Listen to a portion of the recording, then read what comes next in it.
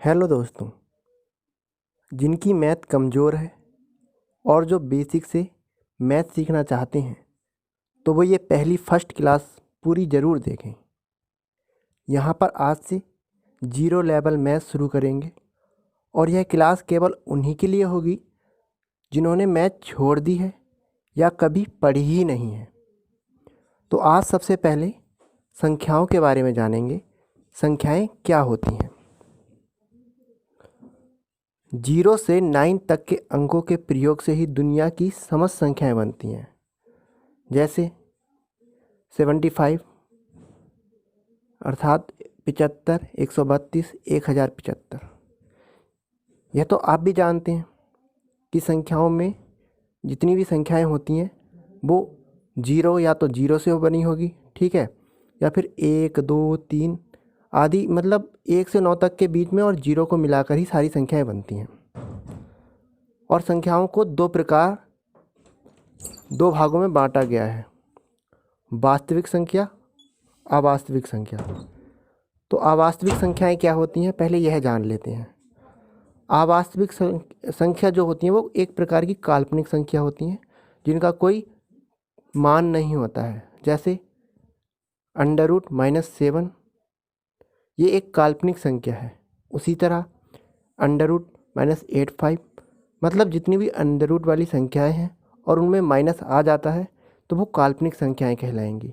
इसके अलावा खाली अंडर रूट वाली संख्याएं जो होती हैं वो तुम्हारी अपरिमेय संख्याएं कहलाती हैं। लेकिन अपरिमेय और परिमेय संख्या मिलकर ही वास्तविक संख्याओं का निर्माण होता है। और परिमेय संख्याओं में जितनी भी प्राकृत संख्या हैं, पूर्ण संख्या हैं, पूर्णांक, सम, विषम, ये सभी संख्याएं परिमेय संख्या कहलाती हैं। तो वास्तविक संख्या क्या है? परिमेय और अपरिमेय संख्याएं का मिश्रण ही वास्तविक संख्या है। इसके बाद हमारा सबसे पहला टॉपिक प्राकृत संख्या है। तो जो संख्या 1 से शुरू होती है और जिसका प्रयोग गिनने में करते हैं, जैसे 1, 2, 3, 4 से लेकर आदि अनंत तक। प्राकृत संख्या वास्तव में नेचर से निकला है और जो मतलब प्रकृति में पहले से ही मौजूद है।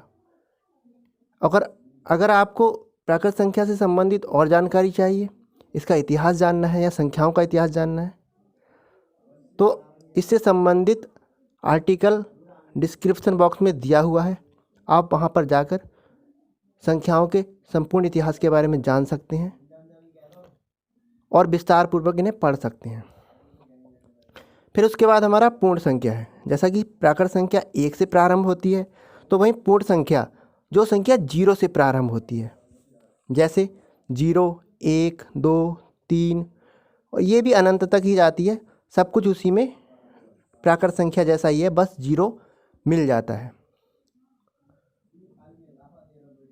प्राकृत संख्या के बाद पूर्ण संख्या, पूर्ण संख्या के बाद पूर्णांक, सभी एक दूसरे से संबंध रखते हैं। जैसे कि इसमें प्रश्न भी बनते हैं कि क्या सभी प्राकृत संख्या पूर्ण संख्या है? तो आप भी जानते हैं, देखिए आप भी देख रहे हैं, इसमें 1, 2, 3, 4 पूर्ण संख्या के अंतर्गत आती हैं। तो जितनी भी प्राकृत संख्या हैं वो सभी पूर्ण संख्या हैं।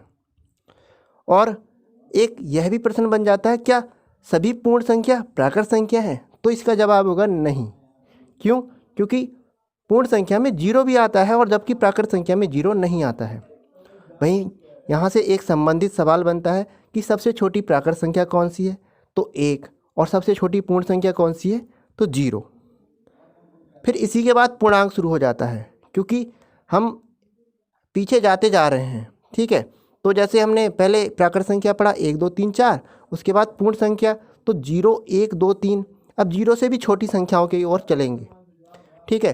तो जो माइनस वाली संख्याएं ऐड हो जाती हैं, अर्थात जो ऋणात्मक संख्याएं होती हैं, तो ऋणात्मक संख्याएं 0 के बाद -1, -2, सबसे अगर बड़ी ऋणात्मक संख्या की बात करें तो -1 सबसे बड़ी ऋणात्मक संख्या होगी। उसके बाद जितनी भी संख्याएं छोटी आती जाएंगी वो छोटी छोटी होती जाएंगी, जैसे -1, -2, -3, ये छोटी छोटी।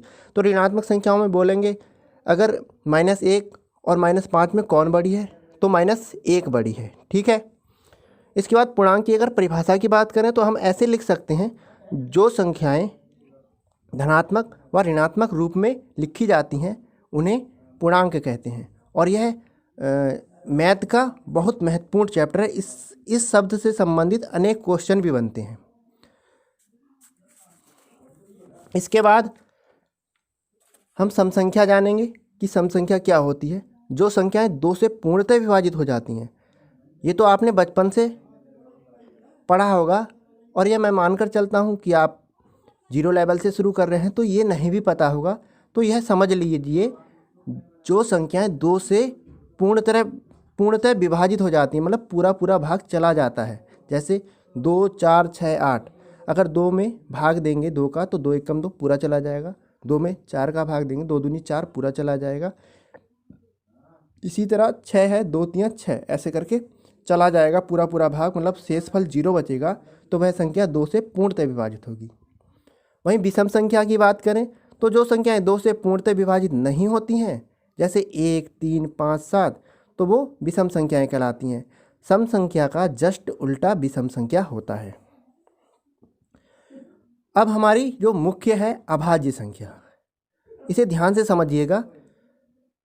अगर इसे एक बार समझ लिया तो बहुत सारे कंसेप्ट यहीं से सॉल्व हो जाएंगे।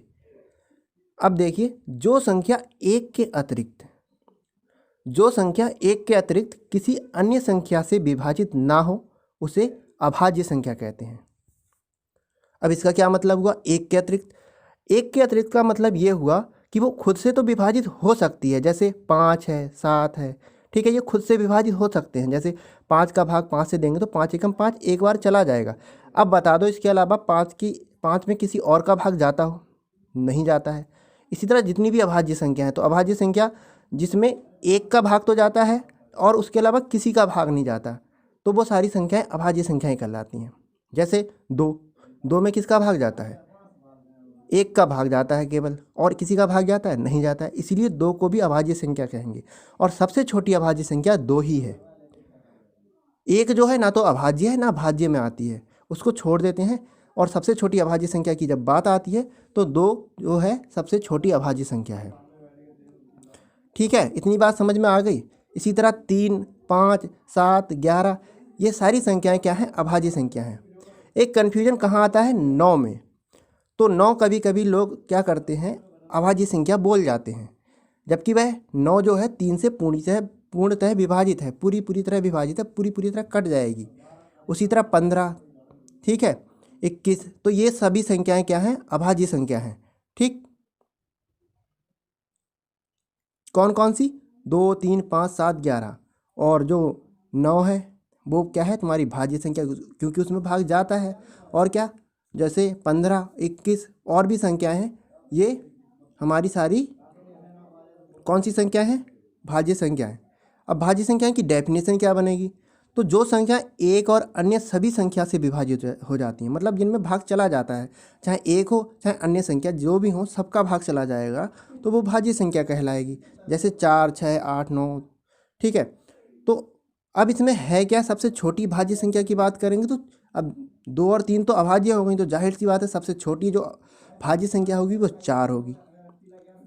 ठीक है, तो इस तरह भाज्य संख्या के बाद हमारा एक और कंसेप्ट आता है सहभाज्य संख्या का। तो सहभाज्य संख्या क्या होती हैं? 2 या 2 से अधिक संख्या जिनका केवल गुणनखंड एक ही होता है। ठीक है, अब ये थोड़ा कंसेप्ट बड़ा हो सकता है और शायद थोड़ा समझ में ना आए, लेकिन ये मानकर चलो कि जैसे 2 अभाज्य संख्या हैं,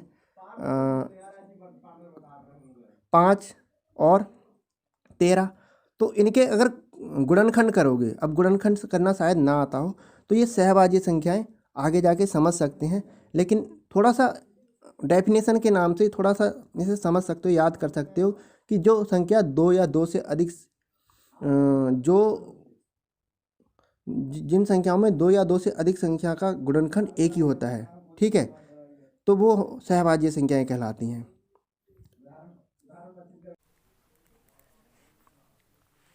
इस तरह से फिर 90 से 100 के बीच में अभाज्य संख्याएं कितनी हैं, तो चेक करेंगे हम। पहला 91 7 से डिवाइड है और 13 से डिवाइड है, तो 91 तो नहीं होगा। फिर 92, ये तो 2 से विभाजित है। और फिर 93, 9 और 3 12 होता है, ये 3 से विभाजित है। देखिए, विभाजित करने के कुछ नियम सीखने पड़ेंगे आपको। मैं अपनी नेक्स्ट वीडियो में या उससे अगली वीडियो में विभाजित करने के नियम ही पढ़ाऊँगा। और अगर आपने एक बार विभाजित करने के नियम पढ़ लिए तो आप जितने भी लॉसॉ, मॉसॉ या फिर गुणनखंड से संबंधित जितने भी सवाल होते हैं वो आसानी से कर लोगे। ठीक है। सबसे जो कठिन होता है वो गुणा और भाग होता है। जोड़ और घटाव तो लगभग लगभग आ ही जाता है। ठीक है। तो अगर आपको विभाजन के नियम पढ़ने हैं तो मेरी जो नेक्स्ट वीडियो आएगी उसको ज़रूर देखिएगा।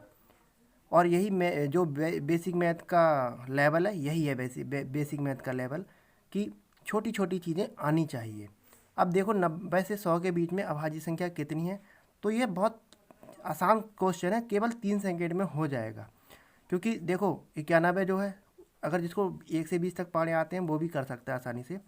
7 का भागा 91 में दोगे तो आ जाएगा, तो 13 सत्ते 91 होता है। और 7 का भाग देते हैं तो 7 गुणा, मतलब 7 का भाग 13 बार जाएगा तो 91 बार चला जाएगा। 92, उसके इकाई अंक में 92 में 2 है, तो 2 जो है, अगर ये 2 से विभाजित है, ठीक है, तो पूरी संख्या 2 से विभाजित हो जाती है। फिर 92 के बाद जो 93 आता है, 93 में क्या होता है, 9 और 3 12 होता है। ये 12 अगर 3 के पहाड़े में आता है तो 3 से विभाजित हो जाती हैं। इसके बाद क्या आता है, 94, 94 भी 2 और 4 एक ही जैसे हुए, 94। 95 5 से विभाजित है। 96 2 से विभाजित। केवल एक 97 ऐसी संख्या है जो अभाज्य संख्या है, क्योंकि 98 भी भाज्य है और 99 भी भाज्य है। तो केवल 97। कितनी संख्याएं हैं, केवल एक संख्या है। ठीक है। अब प्रथम 10 सम संख्या का योग ज्ञात कीजिए। अब सम संख्याएं पूछ ली, इससे पहले प्राकृत संख्याएं पूछी थी, अब 10 सम संख्या पूछी, तो सम संख्या। और इस बार क्या पूछा है, 10। तो प्रथम 10 कौन सी होंगी, ये प्रथम और ये सम संख्या, ये इंपॉर्टेंट है। और ये योग, इसका मतलब जानना, योग का मतलब होता है जोड़। ठीक है। तो क्या होगा, पहली संख्या 2 4 6 8 10, 2 का पहाड़ा ही है लगभग लगभग 12 14 16 18। ठीक है। और ये 20 और भाग होता है। जोड़ और घटाव तो लगभग लगभग आ ही जाता है। ठीक है। तो अगर आपको विभाजन के नियम पढ़ने हैं तो मेरी जो नेक्स्ट वीडियो आएगी उसको ज़रूर देखिएगा। और यही जो बेसिक मैथ का लेवल है, यही है बेसिक मैथ का लेवल, कि छोटी छोटी चीज़ें आनी चाहिए। अब देखो, 90 से 100 के बीच में अभाज्य संख्या कितनी है, तो ये बहुत आसान क्वेश्चन है, केवल 3 सेकंड में हो जाएगा। क्योंकि देखो, 91 जो है, अगर जिसको 1 से 20 तक पढ़े आते हैं वो भी कर सकता है आसानी से। 7 का भागा 91 में दोगे तो आ जाएगा, तो 13 सत्ते 91 होता है। और 7 का भाग देते हैं तो 7 गुणा, मतलब 7 का भाग 13 बार जाएगा तो 91 बार चला जाएगा। 92, उसके इकाई अंक में 92 में 2 है, तो 2 जो है, अगर ये 2 से विभाजित है, ठीक है, तो पूरी संख्या 2 से विभाजित हो जाती है। फिर 92 के बाद जो 93 आता है, 93 में क्या होता है, 9 और 3 12 होता है। ये 12 अगर 3 के पहाड़े में आता है तो 3 से विभाजित हो जाती हैं। इसके बाद क्या आता है, 94, 94 भी 2 और 4 एक ही जैसे हुए, 94। 95 5 से विभाजित है। 96 2 से विभाजित। केवल एक 97 ऐसी संख्या है जो अभाज्य संख्या है, क्योंकि 98 भी भाज्य है और 99 भी भाज्य है। तो केवल 97। कितनी संख्याएं हैं, केवल एक संख्या है। ठीक है। अब प्रथम 10 सम संख्या का योग ज्ञात कीजिए। अब सम संख्याएं पूछ ली, इससे पहले प्राकृत संख्याएं पूछी थी, अब 10 सम संख्या पूछी, तो सम संख्या। और इस बार क्या पूछा है, 10। तो प्रथम 10 कौन सी होंगी, ये प्रथम और ये सम संख्या, ये इंपॉर्टेंट है। और ये योग, इसका मतलब जानना, योग का मतलब होता है जोड़। ठीक है। तो क्या होगा, पहली संख्या 2 4 6 8 10, 2 का पहाड़ा ही है लगभग लगभग 12 14 16 18। ठीक है। और ये 20। अब इसको जोड़ने का स्टाइल वही जैसे हमने पहले जोड़ा था। ठीक है। इस 20 को एक बार लिख लो। अब देखो, 18 और 2 20, 16 4 20, और ये 14 और 6 20, 12 8 20, और ये 10 अकेला बचा है। तो 20 20 20 40, 40 20 60, 60 20 80, 80 और 20 100, और 20 110। ये एक नियम के द्वारा भी होता है। ठीक है, फॉर्मूला लगता है। तो उस फॉर्मूले को हम बाद में पढ़ेंगे क्योंकि वो समांतर श्रेणी का टॉपिक है, और जब तक पहले हम ये बेसिक अपना क्लियर नहीं कर लेते हैं तब तक हम ज़्यादा बड़े क्वेश्चनों में नहीं पढ़ेंगे, चाहे कितना भी आसान हो, वरना फिर बेसिक लड़खड़ा जाएगा। ठीक है, अब 1 से 50, आइए अब देखते हैं इनसे संबंधित प्रश्न। अक्सर प्रतियोगी परीक्षाओं में ऐसे जो क्वेश्चन होते हैं वो पूछे जाते हैं। तो देखिए पहला प्रश्न क्या कहता है, 1 से 25 के बीच में कितनी अभाज्य संख्या होती हैं, ज्ञात कीजिए। अगर आपको अभाज्य संख्या की परिभाषा पता है तो आप आसानी से बता सकते हैं कि 1 से 25 के बीच में कितनी अभाज्य संख्याएं होती हैं। आप चाहें तो लिख कर देख भी सकते हैं पहले, और ये वीडियो पॉज कर सकते हैं, रोक सकते हैं। तो देखिए क्या क्या होती हैं, अभाज्य संख्या की बात कर रही है। तो एक जो है ना तो वो भाज्य है ना अभाज्य है। ठीक है, तो हम 2 से शुरू करेंगे, 2, 3, इसके बाद 5, 7, और क्या है इसके बाद 9, 8, 9, 10, 11, फिर 13, फिर इसके बाद 15, 15 भी नहीं होगी, 15 के बाद 17, फिर 19, 19 के बाद 21 होगी, नहीं होगी, फिर 23। ये हो गई 1 से 25 के बीच। तो हो गई कितनी, 1, 2, 3, 4, 5, 6, 7, 8, 9, टोटल कितनी हो गई, 9। ठीक है, तो ये आंसर हो गया। इसके बाद क्या है, प्रथम 10 प्राकृत संख्या का योग ज्ञात कीजिए। तो प्राकृत संख्या 1 से 10 तक की जो संख्याएं हैं वही हैं। तो क्या है, 1 + 2 + 3 + 4 + 5 + 6 + 7 + 8 + 9 + और ये 10 हो गई। ठीक है, अब इसको जोड़ने का, योग का योग, योग का मतलब होता है जोड़ना। ठीक है, ये शब्द थोड़ा सा परेशान कर सकता है, और प्राकृत संख्या कभी कभी आता है एग्जाम में, तो ये भी परेशान कर ही देता है जिन्होंने मैथ नहीं पढ़ी है, जिनकी मैथ कमज़ोर है। तो ये छोटे छोटे शब्द हैं, इन पर विशेष ध्यान दीजिएगा। तो क्या होगा इसका योग, इसको जोड़ने का एक स्टाइल है, बहुत अच्छा स्टाइल है। इस 10 को छोड़ दीजिए और ये 9 को और इसको जोड़िए।